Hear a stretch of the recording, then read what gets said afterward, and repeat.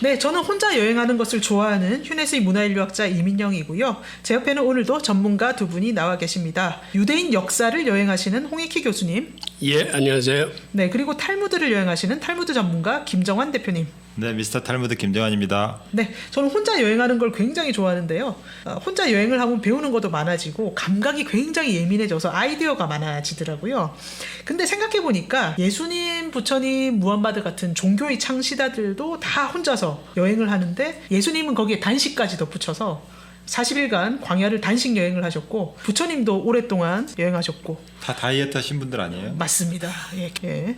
무함마드도 동굴에서 기도하다가 천사의 음성을 들었고 이런데 두 분도 혼자서 이런 좀 고독한 여행, 내면 여행의 시간을 가지시나요? 저는 대학교 때 주로 많이 했었어요. 혼자 여행 다니는 걸 좋아해서 혼자 여행 다니다 보니까 또 혼자 여행 온 사람들이 있더라고요. 그런 사람들과 같이 어울려서 같이 놀기도 하고 에피소드들이 굉장히 많죠. 네, 그런 세월이 있었는데 지금은 여행 자체가 가기가 좀 귀찮아짐에 빠져서 그런 거는 좀 젊었을 때 할 일인 것 같고 지금은 그렇지는 않습니다. 지금은 탈무드 책 속으로 책으로 여행을 떠나는 경우가 많고요. 네, 교수님은 어떠세요? 글 쓰는 사람은 본디 혼자 있는 시간이 많아요. 특히 나 같은 경우는 새벽에 글을 쓰기 때문에 골방에서 새벽에 글을 쓴다는 게 그 시간이 오히려 나한테는 이제 살아있는 시간이고 낮에 잠자는 시간은 살아있지 뭐.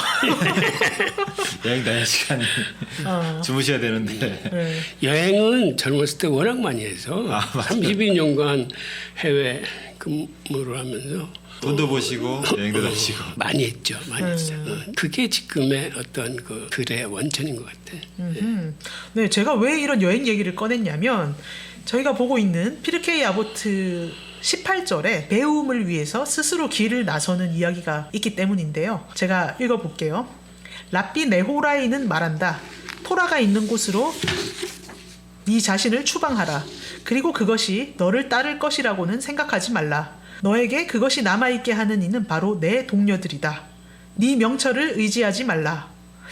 토라가 있는 곳으로 자신을 추방하라라는 표현을 썼는데 좀 묘하네요. 예. 네, 그 1장 4절에 보면 네. 내 집을 현자들이 모이는 집으로 만들어라. 뭐 이런 것하고 같은 맥락이라고 보는데요. 자기 스스로 이제 여러 가지 사항들이 토라를 공부할 수 없게 만드는 것들이 있을 거 아니에요. 네. 뭐 유혹이 많은 곳이라든지 또는 뭐 일이 많은 곳이라든지 이런 곳에 계속 머물러 있다 보면 언제 세월 갈지 모르게 다 세월이 가다 보면 나중에 정말 배우고 싶어도 못 배우는 때가 오니까 정말 토라가 중요한 거니까 그런 쪽으로 토라를 가까이 배울 수 있는 쪽으로 가라는 거죠. 그러니까 그게 그 방법이 내 집을 토라 선생님들이 모이는 집으로 만들든지 아니면 내가 토라가 공부하는 토라 클래스가 열리는 곳으로 내가 수강을 가든지. 아니 여행을 하면 되지 왜 추방이라는 극단적인 표현을. 이제 뭐 그렇게 해야 더 기억이 잘 남겠죠. 그러니까 집에 익숙한 거 다 끊어내고 뭔가 좀 네네. 고독한 장사로 가서 예. 추방 당하면 네. 거기 인연이 별로 없잖아요. 그러니까 뭐 말 그대로 아무런 인연도 없는 그곳에 가면 할 게 이제 토라밖에 할 게 없으니까 그렇게 완전히 인연을 끊으라는 측면에서 이제 추방이라는 단어를 쓴 것 같습니다. 근데 너희 명철을 의지하지 말라는 잠언 말씀은 또 왜? 명철은 뭐냐, 여기서 내 명철은 뭐냐면 혼자 공부하지 말라는 뜻이에요. 친구들이랑 좋은 선생님 모시고 친구들이랑 같이 재밌게 공부할 수 있다.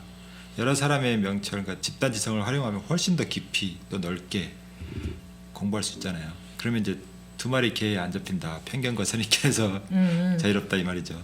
다른 해석 있으신가요? 아니 여기서 추방이라는 거는 어떤 자신의 결단으로 자기의 의지로 토라를 공부하는 게 아니라 타의에 의해서 토라를 공부하는 거를 의미하는 것 같아요. 이게 무슨 말이냐면 나는 개인적으로 이거를 해석할 적에 사람이 살면서 정말 너무 많은 좋은 것들이 있는데 오롯이 공부만 한다는 건 이건 굉장히 힘든 일이야 일반인들한테는. 아니 교수님은 새벽마다 오롯이 공부만 하시면서 아니 근데 그것도 사실은 내가 결단해서 내 의지로 그렇게 하는 게 아니라 이거는 개인사의 아픈 에피소드이기도 하지만 저는 사업을 하다가 2번 망해본 사람이에요. 그러면 어떻게 되느냐? 자기가 할 수 있는 거는 자본이 없이 할 수 있는 일, 즉 글쓰기나 이런 게 나뭐 이런 게 바로 추방되는 거야. 인생이 나를 추방한다. 그러니까 예. 내가 스스로 공부하기 위해서 틀어박혀서 새벽에 사색하는 게 아니고 이제 할 수 있는 남은 일은 할수 글쓰서 없이 먹고 된다. 살아야 되니까 그래서 이 추방이란 단어는 이런 데 쓰는구나. 뒷얘기가 더 궁금하신 분은 구글에서 홍익희 교수 사업 이 정도 검색하시면 아마 나오실 거예요. 긴 인터뷰가 있습니다. 네. 이런 가슴 아픈 사연이 있으셔서 그 토라가 있는 곳으로 새벽마다 자신을 추방하시는군요. 예. 그래요. 네. 자, 그럼 19절을 읽어보겠습니다. 랍비 야나이는 말한다. 사악한 자의 평온과 의로운 자의 고난 어느 것도 우리에겐 설명할 힘이 없다. 뭔가 이해를 못한다는 건가요? 뭔가 네. 모순적인 현상이니까. 예. 예, 이 사악한 자, 그러니까 못된 사람이 부자가 되고 잘 먹고 잘 살고 뭐 선한 사람이 고난을 받고 이런 것들을 어떻게 설명하겠어요? 원래는 이제 인과응보라고 나쁜 짓 하면 죄를 징벌을 받고 좋은 일을 하면 뭐 보상을 받고 이게 우리가 상식적으로 아는 인과응보, 권선징악 이런 건데 이런 것에 벗어나요. 이거 어떻게 설명하겠어요?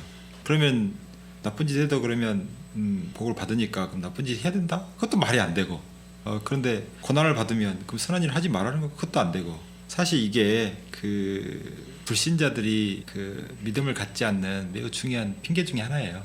예, 그래서 이걸 설명한다는 것은 매우 어렵기 때문에 실제로 홀로코스트를 겪으면서 유대인들이 정말 신앙에서 많이 떨어져 나갔어요. 아니 하나님이 계신데 600만 명이 살해되도록 학살되도록 뭐 하시냐고 지금 하나님 없으시니까 이런 걸 방치하시지 있다면 이걸 어떻게 히트를 그냥 놔두냐고 욕을 바리바리 하고 그만둬요. 신앙을 그냥 떠나버려요. 근데 그 사람들은 자기 언어로 하나님의 뜻을 이해를 하려고 하다가 실패를 하니까 이제 신앙을 등진 건데 예, 그렇죠. 여기서 말하고 있네요. 설명하려고 하지 마라. 그럴 힘이 없다. 예, 설명할 능력이 안 되죠. 그러니까 욥기에서도 성경에 보면 욥기가 딱 그거예요. 그러니까 고난을 욥 자체도 선한 사람인데 고난을 받잖아요. 그래서 세 가지로 이제 그 이야기를 합니다. 의로운 사람이 고난을 받는 것에 대해서 세 가지로 이제 추론을 하는 거죠. 하나는 뭐냐면 겉보기에는 의인처럼 보이지만 실제는 하나님 판단하기에 이건 의인이 아니다라는 주장이 하나 있고 두 번째는 전혀 죄짓지 않은 의인은 없다. 오호라. 예, 그러니까 의인이라도 죄를 지을 수 있어요. 그러니까 그 죄에 대한 대가로서 고통을 받는 거다 이런 뜻이고 세 번째는 사랑의 고난, 오. 사랑의 매, 예. 사랑하는 자를 위해서 하나님이 시험하시잖아요. 아브라함 같은 경우가 거기에 해당되는데 10번의 시험을 받았어요. 그러니까 아브라함 하나님이 너무 사랑하시니까 연단하느라고 우리가 그 칼 날카롭게 하려면 불에 달궜다가 다시 두들기고 다시 물에 넣었다가 막 이러잖아요. 이런 담금질을 통해서 더 강한 칼로 만들잖아요. 마찬가지 그런 의미에서 사랑의 고난을 주시는 거다 이렇게 보는 거죠. 그럼에도 불구하고 어떤 사람이 내가 아무 죄도 없는데 고난을 당해 이걸 어떻게 설명할 방법이 없어요. 우리가 겸손해야겠죠. 계속 강조하시는 겸손. 저는 이 글에서 우리에겐 설명할 힘이 없다 이게 와닿는데 사실은 우리가 설명하지 못하는 게 많아 세상 일에는. 근데 우리는 설명하려고 들어. 그쵸. 특히 글 쓰는 사람은. 그러니까는 설명할 수 없는 부분이 많은데도 불구하고 그걸 설명하려고 드니까 거기서 불완전하거나 잘못된 해석이 나온다거나 잘못된 추론이 등장하는 거예요. 그거는 사실은 하지 말아야 될 것들이죠. 저는 이 글을 읽으면서 반성이 되네. 그런데 그 설명하려고 애쓰는 그 자체가 결론이 마음에 안 든다고 신앙을 떠날 것이냐 그 반대일 수도 있거든요. 아무리 설명하려도 설명할 수 없다. 그래서 이제 어떤 랍비는 다 이해하면 나 그 신 안 믿을래 이렇게 이야기하기도 하거든요. 내가 모든 걸 이해할 수 있는 신이라면 내가 왜 그 신을 믿어? 아니지. 어차피 내 신이라면 나보다 훨씬 뛰어나야 되고 그러니 나는 그분을 이해 못하는 게 너무나 당연한 거다. 그래서 신을 믿을 만한 거 아니야? 이렇게 얘기하는 사람도 있거든요. 그러니까 결론은 열심히 그런 현상을 보고 설명하려고 하는 사람이 더 높은 수준의 신앙에 오를 수도 있고 아니면 신앙이 떨어져 나갈 수도 있어요. 어느 쪽을 선택하느냐는 자기 마음인 거지. 네. 네, 20절 읽어보겠습니다. 랍비 마스야 벤 하라샤는 말한다. 모든 사람들에게 인사하기를 시작하라. 여우의 머리가 되느니 차라리 사자의 꼬리가 되라. 이거 평소에도 항상 우리가 듣는 말 아닌가요, 한국에서? 반대로 이야기하죠. 네. 뭐 쩍제비의 꼬리가 되느니 닭의 머리가 되라 뭐 이런 속담이라고 해야 되나요? 한국에서는 뱀이나 용 얘기하죠. 아 그런가요? 예. 어쨌든 여기는 그런데 여우랑 사자네. 예. 머리가 되는 것을 매우 중요하게 생각하는데 그게 뭐냐면 리더가 되라는 거죠. 네. 누리는 한국에서는 머리가 되라고 하잖아요. 누리는 자리에 가라 이러죠. 그러니까 뭐 쪽제비의 꼬리면 말석이지만 닭의 머리라면 나름 또 즐기는 그러니까 조그마한 소규모 그룹에서는 거기서 대장 노릇 한다는 것이 또 누리는 그런 자리잖아요. 근데 유대인들은 그게 아니고 여기는 토라 선생들한테 하는 얘기예요. 아. 사자가 토라 학자를 얘기하거든요. 아. 예. 그래서 여우는 반대로 학식이 별로 없는 자, 다른 말로 하면 어리석은 자. 아하. 사자는 지혜자를 뜻하거든요. 그러니까 토라 학식이 많다는 것은 그만큼 지혜롭다는 뜻이니까. 근데 그래서 여우 우리 보통 현명하다고 생각하잖아요. 꾀가 많고. 성경에서는 조금 교활하다 네. 그리고 어리석다라고 얘기 나와요. 그러니까 아가서 교활하면 똑똑한 거 아니에요? 꼼수 부린다 뭐 이런 거죠. 아무튼 그쪽에서는 그렇게 보는군요.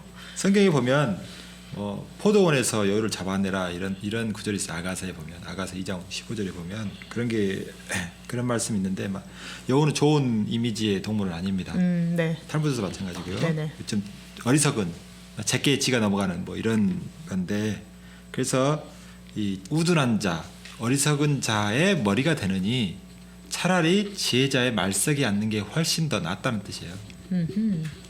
근데 우리나라에서는 자꾸 머리가 되라고 하지 않나요? 그게 이제 권력 뭐 이런 게 추구하는 목적이 달라서 여기는 토라 네네네. 지식이 토라를 공부하는데 더 도움이 되는 것은 멍청한 사람들 사이에 끼어 있는 것보다 지혜자 사이에 끼어 있는 게 훨씬 더 낫기 때문에 그렇다 이 말이죠. 맥락에 따라 다르군요. 사자를 이제 지혜의 상징이라고 그랬는데 신약 성서에서는 누구를 사자라고 지칭하시는지 아십니까? 아니요. 그 마가복음을 쓴 마르코 성인을 사자로 지칭해요. 이 마르코 성인이 그 베네치아의 수호 성이거든. 그래서 베네치아 그 대성당에 가면은 그 날개 달린 사자 상이 있어요. 그게 우리 마르코 성인을 지칭하는 거예요. 기독교에서는 마가복음의 저자인 마가라고 하고 천주교에서는 마르코라고 하죠. 그렇지. 마르코를 한자 음력으로 읽은 게 마가일 걸. 네. 22절 읽어보겠습니다. 그는 말하곤 했다. 이 세상에서 한 시간의 회개와 선행이 오는 세상의 평생보다 낫다. 그리고 오는 세상에서 한 시간의 영적 행복이 이 세상의 평생보다 낫다. 네, 뭐 간단한 글인데요. 이 세상에서 한 시간의 회개와 선행이 어느 세상에서 평생보다 낫다. 어느 세상은 이제 천국이죠. 네. 천국의 평생은 영원한 삶이거든요. 죽어서 가는 건지 나중에 뭐 메시아가 온 다음에 세상을 이야기하는지는 좀 의견이 분분해요. 하지만 어쨌든 그 영원 복락의 세상이죠. 네, 거기서의 평생보다 여기서 한 시간의 회개와 선행이 낫다. 조금 이해하기 어려운데 네네. 이런 거죠. 그 영원한 세상, 그 극락 세상, 뭐 불교에서는 극락이라고 그러고 여기 천국이라고 그러는데 천국에서의 영원한 삶보다 거기서는 사람이 업그레이드되지 않아요. 네. 계명도 지킬 필요도 없고 그러니까 업그레이드되지 않는데 이 세상에 잘못을 해가지고 회개를 하잖아요. 회개를 하게 되면 업그레이드돼요. 유대인들은 어떤 그 문제, 어떤 잘못 이런 것들을 뭐 타락의 그걸로 보지 않고 한 단계 더 높은 곳으로 도약할 수 있는 스프링 보드로 보거든요. 그래서 한 시간의 회개나 선행을 통해서 내가 업그레이드 될 수 있다는 말이죠. 그 업그레이드되는 기쁨이 평생 뭐 그냥 그런 업그레이드 되지 않는 그런 평안함보다 훨씬 더 낫다는 거죠. 그리고 어느 세상에서 한 시간의 영적 행복이 이 세상의 평생보다 낫다 이 말은 여기서 이제 조금 뒤에 부분이 여기 평생으로 나왔는데 이거는 죄로 누리는 쾌락이에요. 아, 네네. 이걸 이야기하는데 그러니까 평생토록 죄를 지으면서 막 쾌락을 누릴 거 아니에요. 뭐 아까 말한 대로 사악한 자, 그 평온한, 그 안락한 삶을 살 수도 있으니까 그런 사람이 평생 누려. 태어나자마자 죄를 지었는데도 뭐 쿠데타 했는데도 잘 먹고 잘 산다. 그런 평생이보다도 어느 세상의 영적인 행복이 훨씬 낫다는 거죠.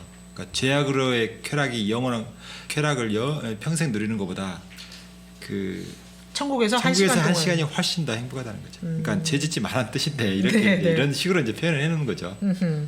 위에는 또 네. 회개와 선행을 하라는 것이고. 뭔가 개똥밭에 굴러도 이승이 저승보다 낫다 뭐 이런 건가 했더니 좀 그건 아니고 착하게 살아라는 거네요. 예, 네. 결국 그 말을 하고 싶은 거죠. 네. 유대인의 시간과는 과거와 현재와 미래가 이게 다 한 통으로 이렇게 다 엮여 있어요.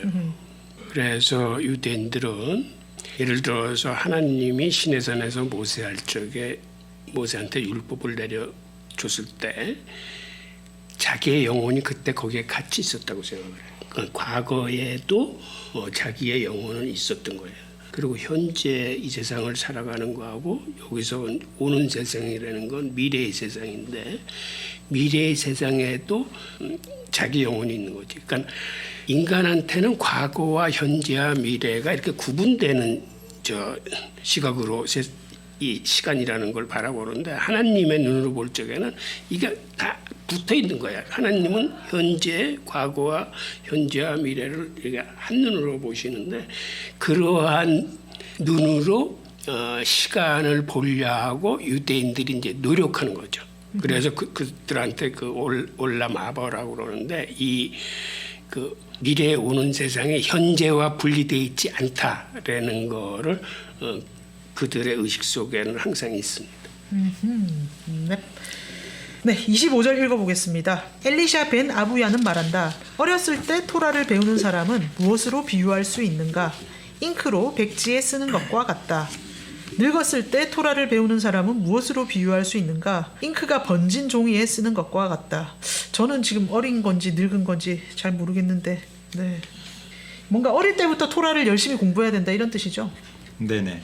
먼저 그 엘리사 벤 아부야를 좀 설명드리면 이 사람은 여기 그 피르케 아보트에 나온 수많은 랍비들이 있잖아요. 예. 이 현인들 그 중에서 유일하게 배교자예요. 오, 배교자. 그런 사람을 이 역사에 이렇게 길이 남겨주다니. 그러니까 이거는 이제 배교하기 전에 쓴 것인데 네. 너무나 좋아서 이렇게 쓴 것 같아요. 이 사람이 왜 배교했느냐? 아까 똑같아요. 타락한 자가 그 고난받지 않고 평안을 누리고 그 계명을 잘 지키는 자가 나쁜 결과를 얻으니까 이런 사건이 있었어요. 이 사람이 그 성경에 보면 이런 계명이 있는데 새를 있잖아요. 새 알을 죽거나 아니면 새 새끼를 얻을 때는 어미새를 이렇게 날려보내고 이거 가져오라 그러거든요. 근데 한 사람이 나무 위에 올라갔어요. 나무 올라가서 그 새를 쫓을 때 쫓지 않고 그냥 가져왔어요. 그냥 계명을 어긴 거죠. 그런데 멀쩡해. 그냥 내려와서 멀쩡해요. 근데 똑같은 나무에 한 사람이 또 올라가서 그 새 알을 또 가져오는데 이 사람은 쫓고 가져왔어요. 근데 이 사람이 내려다가 떨어져 죽었네. 그러니까 원래 계명대로 하면 살아야 되잖아요. 복을 받아야 되는데 계명을 안 지킨 사람은 멀쩡하고 계명 지킨 사람은 죽고 그러니까 이건 뭐야? 하나님 가르침과 다르네? 그래서 배교했어요. 이런 것처럼 그 아까 말씀드린 대로 이런 그 의인과 악인의 이런 너무나 이해할 수 없는 결과 때문에 그 배교를 하거든요. 이 사람이 했던 이야기가 어렸을 때 토라를 배우는 사람은 무엇에 비교하는가? 잉크로 백지에 쓰는 것 같다. 어린 나이는 뭐랄까요? 백지 상태이기 때문에 뭔가 깨끗한데 글을 쓰면 선명해지고 훨씬 그 뭐랄까 정의가 부드럽기 때문에 훨씬 잉크를 잘 받아들이잖아요. 그래서 그게 한번 스며들면 잘 지워지지 않고 이런 상태고 나이 들었을 때는 그 반대죠. 이미 막 이것저것 써가지고 지우고 뭐 새로 썼기 때문에 그 다음에 또 이 정의도 빳빳해지고 그 오래 정의를 놔두면 누렇게 되기도 하고 뭐 이렇게 탄력이 사라지잖아요. 그러다 보니 잘 써지지도 않고 잘 받아들이지도 않고 새겨지지도 않아. 그러니까 토라는 어렸을 때 가르치라는 거예요. 마음에 새기듯이 이렇게 하면은 아이들은 쑥쑥 받아들여서 흡수를 잘해서 이게 평생 가니까. 조기 교육의 중요성을 설명하는 내용이긴 한데 네. 지금 한국처럼 너무 조기 교육 심하게 하는 데는 이 말씀 뭐 적용할 수 있나 이런 생각도 드네요. 근데 이게 유대인 교육에서 영아기와 유아기의 교육을 그들이 가장 중요하게 생각하는 이유예요. 우선 영아기에는 애들이 말도 못하는데 어떻게 교육을 시켜? 영아기. 계속 기도문을 엄마가 읊으면서 애한테 세뇌 교육을 하는 거죠. 맞아요. 그것도 맞는데 가장 처음에 교육은 엄마의 젖으로 모유를 시작하는 게 사실은 그게 첫 교육이에요. 아이한테서 가장 먼저 발달하는 그 오감 중에 하나가 촉감이에요. 네. 그래서 엄마 젖을 빠르면서 엄마의 숨소리를 들으면서 애는 가장 그게 편안해 본능적으로. 그때 엄마로부터 두 가지를 배워. 네. 아이가. 네. 그게 엄마에 대한 신뢰와 엄마에 대한 사랑이야. 그러니까 인간이 커오면서 이것만큼 중요한 가치가 없어요. 신뢰와 사랑이라는 가치. 근데 그게 엄마의 젖을 빨면서 엄마로부터 배우거든. 그래서 유대인 사회에서는 엄마는 필히 자기의 모유를 먹여야 돼. 그러니까 모유를 먹이지 않고 분유를 먹인다거나 다른 사람의 모유를 먹이면은 그 사람은 유대인 사회에서 제적당해요. 시나고그에서 교족을 파. 심한 경우에는 그 가족 전체를 파. 여자만 파는 게 아니라. 그만큼 그 모유를 중시 여기는 거는 그걸 통해서 인간이 가장 처음 배우는 그 신뢰와 사랑의 가치를 그들은 어떤 이론이 아니라도 관습적으로 전통적으로 아는 거야. 그러니까 지금도 이스라엘 사회나 유대계 회사에서는 항상 모유 수유방이 있어요. 그건 의무적으로 법적으로 설치를 해놔야 되는 거야. 그래서 설사 자기가 출장을 가더라도 아이한테 그 모유를 그 남겨두고 할 수 있는 시스템을 다 만들어놔요. 그리고 유아기 때는 이제 말을 시작하면은 우선 말을 시작하기 전이라도 엄마가 아이를 데리고 뭐 목욕을 시키거나 뭐를 할 때 기도문을 외우면서 암송을 통해서 수백 번도 더 얘기를 했죠. 그러면 애가 글을 모르고 말을 못하더라도 그게 잠재의식 속에 다 남아요. 그리고 애가 말문이 트이면 엄마는 그때서부터 율법을 가르치기 시작해. 네. 그러니까 유아기 때 사람의 인성이나 인식의 틀이 다 갖춰진다는 거예요. 우리 속담에도 3살 버릇이 8까지 간다라는 게 있는데 사실은 유아기 때 인간이 갖춰야 될 인성과 인식의 틀이 갖춰지기 때문에 이 시기가 가장 중요하다고 생각하는 거예요. 유대인들은. 그래서 지금 여기서 얘기한 어렸을 때 토라를 배우는 거는 그 백지에 글을 쓰는 것과 같다라고 한 게 바로 영유아기가 우리 인생에서 백지야. 그래서 유대인들은 그걸 이렇게 강조하는 것 같아요. 근데 26절은요 약간 상반된 얘기인 것 같아요. 제가 한번 읽어볼게요. 크파르 하바빌라의 랍비 요세 바르 예후다는 말한다. 젊었을 때부터 토라를 배운 사람은 무엇으로 비유할 수 있는가? 채 익지 않은 포도를 먹거나 채 발효되지 않은 포도주를 마시는 것과 같다. 그러나 늙었을 때부터 토라를 배운 사람은 무엇으로 비유할 수 있는가? 잘 익은 포도를 먹거나 잘 숙성된 포도주를 마시는 것 같다. 여기서는 어릴 때보다 늙었을 때 토라를 배운 게 훨씬 효율적이다, 더 맛있다, 뭐 이런 뜻인 것 같아요. 잘 익은 포도나 잘 숙성된 포도주에 비유를 했으니까. 여기 영어가 네. 트나미스 출판사 네. 그 영어 원문은 그렇게 돼 있는데 젊었을 때가 맞아요. 젊었을 때가 맞는데, 그러니까 젊었을 때 배운 건 아직 경험이나 지식이 그쵸. 일천하기 때문에 토라를 배워도 그 깊은 맛을 모른다 이렇게 해석할 수도 있어요. 그런 것 같아요. 예. 네. 아니 그리고 25절, 26절에 이렇게 사뭇 상반된 것 같은 거는 탈무드의 좀 특징 아니에요? 상반됐다기보다는 그 양면성을 얘기하는 것 같아. 그러니까는 백지 상태에서 토라를 가르치는 게 중요하다라는 얘기를 한 거고, 또 하나는 그래 젊었을 때 배우는 거하고 늙어서 세상 경험을 다 한 다음에 배우는 거는 그 배움의 깊이나 느낌이 틀릴 수 있다라는 거를 얘기했기 때문에 이거를 상반된다는 개념이 아니고 젊었을 때 백지에 배우는 게 맞지만은 늙어서 배우는 거는 또 이러한 장점이 있다라는 거를 그 양면을 보여주는 것 같아요. 네, 그래서 여기 트나미스 출판사의 원문대로 그 젊은 스승 또는 나이 든 스승한테 배워서 그 느낌, 그러니까 훨씬 농익은 어떤 포도주의 아주 잘 익은 그 가르침을 주는 나이 드신 스승님, 이제 갓 랍비가 돼가지고 막 가르칠 때는 채 이렇게 익지 않은 그런 포도주 같은 가르침을 줄 수 있잖아요. 이렇게 해석해도 틀린 말은 아닌 것 같아요. 그러네요. 예. 야, 우리가 히브리어 원전에서 해석하지 않는 한 또 여러 가지 상상의 자유가 있네요. 이 원문에는 젊었을 때로 돼 있어요. 네네. 젊은 선생님한테 배우는 게 아니고. 네. 자, 27절도 뭔가 약간 또 입체적인 해석을 줄 수 있을 것 같은데, 랍비 메일은 말한다. 그릇을 보지 말고 그 안에 들어있는 것을 보라. 헌 포도주를 가득 채운 새 그릇이 있고 심지어 새 포도주조차 담지 못한 낡은 그릇이 있다. 네네. 그러니까 이제 그릇을 보지 말고 그 안에 내용물을 보라는 뜻이죠. 그러니까 이제 새 그릇이지만 아주 맛있는 포도주, 잘 익은 포도주를 담을 수도 있고, 아주 오래된 그릇이지만 알고 보니 별로 맛도 없는 포도주를 담고 있을 수도 있으니까 그릇을 보지 말고 그 내용물을 보자. 위에하고 좀 반대예요. 그러니까 위에는 뭐 젊은 사람이니까 아유 아는 게 얼마나 있겠어 뭐 이렇게 우리가 선입견을 가질 수 있는데, 반대로 나이 든 사람이 뭐 정말 경험이 많으니까 훨씬 말씀 배울 때 좀 더 다이나믹하게 배울 수 있겠다. 그거 아닐 수도 있거든요. 네. 그런 편견들을 버리라는 것을 말하고 싶어서 이 말을 했다고 합니다. 네. 이 세 구절 다 재밌네요. 네. 자, 28절 읽어보겠습니다. 랍비 엘라자르 하카파르는 말한다. 질투, 욕망, 그리고 영광은 세상으로부터 사람을 제거한다. 세상으로부터 사람을 제거한다. 무슨 뜻인가요? 네. 사람들로부터 멸시받고 뭔가 왕따 당한다 뭐 이런 뜻이라고 보거든요.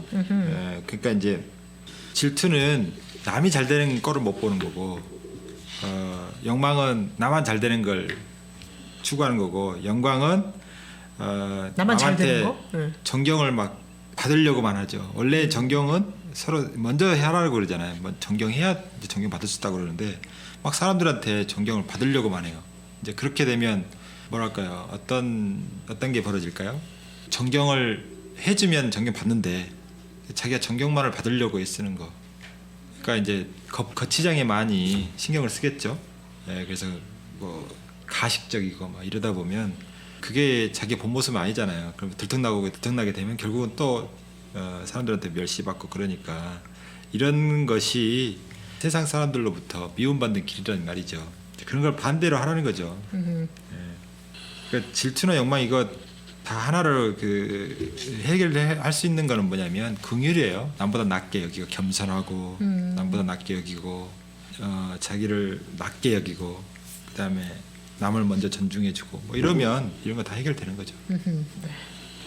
여기서 이제 질투와 욕망으로 인해서 세상으로부터 사람을 제거한다는 거는 어떤 개인적인 욕심이나 이런 거를 해가지고 잘못된 결과를 이끌었을 때 그 사람이 세상으로부터 제외되는 거죠.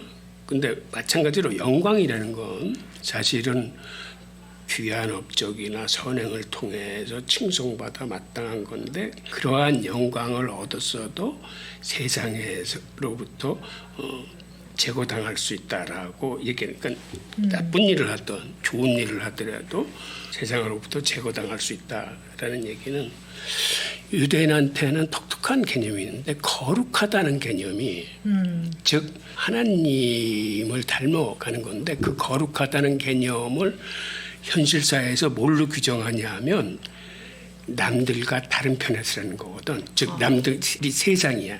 세상에 합류하지 말고 너는 세상과 떨어져서 홀로 있어라라는 게 거룩한 거예요. 그러니까 히브리 민족이라는 그 단어의 어원인 히브리 자체가 강 건너온 사람이야. 그러니까 이 세상 우리 편이 아니라 이 동떨어진, 남들하고 동떨어진 민족이라는 뜻이야. 그러니까 즉 유대인은 항상 너희는 거룩한 나의 제사장이 될 민족이다. 그리고 항상 거룩한 거를 그 성경은 강조해. 그 거룩하다는 게 결국은 세상에 속하지 말고 남들과 다른 편에 서라라는 얘기예요. 네. 29절 읽어보겠습니다. 그는 말하곤 했다. 악인은 죽을 것이다. 죽은 이는 다시 살 것이다. 살아있는 것은 심판을 받을 것이다. 그들은 알고 가르치고 눈뜨게 하기 위한 것이다. 즉 그가 하나님이고 그가 양제사이며 그가 창조주이시고 그가 식별자이시며 그가 심판자이시고 그가 증인이시며 그가 고소인이시고 그가 심판하실 것이라는 것을. 그 앞에는 죄악이 없으며 잊으심이 없으시다. 편애가 없으시며 뇌물을 받음이 없으시다. 왜냐하면 모든 것이 그의 것이기 때문이다. 모든 것은 추정에 따른 것임을 알라. 그리고 무덤이 너희 피난처가 될 것임을 너희 죄성이 너에게 약속하지 못하게 하라. 왜냐하면 너는 너희 의지에 반하여 창조되었고 너희 의지에 반하여 너는 태어났고 너희 의지에 반하여 살고 있다. 너희 의지에 반하여 너는 죽고 너희 의지에 반하여 너는 왕중의 왕 거룩하신 이 앞에서 변명할 운명이기 때문이다. 뭔가 되게 심오한데. 예, 유대교 교리를 한마디로 이렇게 요약한 건데요. 뭔가 탄생에서 죽음까지 총망라. 예. 네, 아기는 태어나면 죽을 운명이잖아요. 태어나는 생명 자체가 죽음의 가장 큰 원인은 태어남이에요. 네. 태어남이 없으면 죽음이 없습니다. 네. 그러니까 아기는 죽을 것이고 죽은 이는 다시 부활하고 부활한 다음에는 심판이 있을 것이고 그걸 심판하는 사람 분은 누구냐 이렇게 뭐 모든 걸 창조하신 그분이 하시기 때문에 그 심판은 전혀 오류가 없다는 거죠. 그리고 이제 모든 것은 추정에 따른 것임이라고 되어 있는데 여기는 추정보다는 하나님의 예정에 따른 거예요. 그러니까 하나님이 이미 계획하고 계신 거죠. 그리고 무덤이 너의 피난처가 될 것임을 너의 죄성이 너에게 약속하지 못하게 하라. 좀 말이 어려운데 이 말은 무슨 뜻이냐면 죽음이 끝이라고 생각하지 말라는 뜻이죠. 내가 나쁜 짓을 했어요. 네네네. 그러면 사람들이 이제 내세가 있으면 내세에도 나의 나쁜 짓 때문에 내 처벌을 받을 수 있는데 사람들은 그걸 부인하려고 하죠. 내가 죽으면 끝이야. 나쁜 짓을 해도 이걸로 끝이지. 더 이상 나는 더 이상 고통받지 않아. 이렇게 하면서 위로를 받는다 이거죠. 그게 아니고 유대인들은 이제 내세를 믿으니까 끝이 아니야. 네, 끝이 아니고 계속해서 여기는 그 연회장에 들어가는 대기실이다 이렇게 얘기하잖아요. 로비다 이렇게 얘기하는 것처럼 이쪽에서 잘못된 것은 그대로 내세에서 처벌받는다는 얘기죠. 그러니까 이제 그렇게 죽음이 끝이다라고 하면서 스스로 위로받지 말고 이 세상에서 선하게 살아라 그런 뜻이죠. 그래서 뒤에 보면 우리는 이 세상에 우리가 태어나고 싶어도 태어난 사람 단 한 명도 없거든요. 그 의지에 반해 태어났는데 그렇다면 이렇게 그 파문할 사람이 생기죠. 그러면 내가 왜 내 인생을 책임져? 태어나기 위한 당신이 책임져 부모한테 책임지라고 할 수도 있잖아요. 그럼 부모님 뭐라 그래야 돼요? 하나님이 책임져야지. 하나님도 왜 나한테 내 것도 물어보지도 않고 나를 태어나게 하셨어요? 그쵸. 난 태어나게 하시면 당신이 내 인생 책임져야지 이렇게 할 때 그 유대인의 답변은 뭐냐면 하나님이 너한테 선물 주신 거야 이렇게 얘기하거든요. 선물은 주는 순간 그 사람한테 소유권이 다 이전돼요. 네. 이전이 되기 때문에 받은 사람은 그 선물을 선용할 수도 있고 악용할 수도 있어요. 네. 그러니까 악용하는 것은 자기가 책임져야죠. 선용할 때 선용하고 또 악용할 때는 다 어떤 결과를 내든지 거기에 선물 받은 사람으로서 책임이 있는 거죠. 그래서 스스로 잘못한 그걸 가지고 그 선물 준 그분을 우리가 욕할 수는 없죠. 그러니까 조금 더 이야기하면 하나님이 선물을 줄 때는 그 선물을 가지고 잘 살라고 준 거잖아요. 우리도 다른 우리 아이들한테 또는 다른 아이들한테 선물 줄 때 그걸 가지고 잘 놀고 잘 쓰도록 기대하면서 주는 거지 그걸 갖고 망하라고 주는 건 아니잖아요. 네. 29절에 대한 또 다른 해석 있으신가요? 아니 특별한 해석은 없고 이 자살에 대해서 성서적인 관점에서 보면은 자살은 큰 죄예요. 그게 바로 아까 여기 우리 김 대표가 설명한 무덤이 너의 피난처가 될 것임을 너의 죄성이 너에게 약속하지 못하게 하라는 게 바로 그런 의미를 갖고 있어요. 네. 우리가 자살을 한다. 생애를 내가 자의적으로 종결시키겠다는 게 그 성서적인 관점에서 큰 죄가 되는 게 바로 죽음 위에 세상에 있는데 그거를 부정하는 거 아니야. 자살은. 네. 거기서 모든 게 다 끝나. 그래서 이게 큰 죄가 되는 거죠. 그래서 유대인들은 실제로 많은 사람이 자살을 했음에도 자살의 방식을 따르지 않은 사례가 있어요. 그들이 로마 제국하고 싸울 적에 그 열심당원들이 한 1,000명이 마지막까지 항전하다가 내일 저쪽에서 토송을 싸가지고 이제 들어와서 이제 자기들이 다 잡혀서 노예로 팔려가게 생겼어. 그때 그 사람들이 마지막 결의를 해. 차라리 노예로 잡혀가느니 여기서 우리 생을 끝내자. 근데 그거는 자살 아니야. 네네. 자살을 하면 하나님한테 큰 죄를 짓는 거 아니야. 예, 일본 문화에서는 그러면 다 해결되는데 네. 예. 그래서 그 사람들이 어떻게 했을 것 같아? 자살을 하면 안 돼. 노예로 끌려가면 되죠. 그러니까 그렇게 하기 싫어. 네. 죽고는 싶은데 자살은 못 하겠어. 죽기 살기로 싸우는 거죠. 아니 그래서 어떻게 했냐면 결국은 네. 그 1000명 중에 한 사람만 자살하고 999명은 타살당해.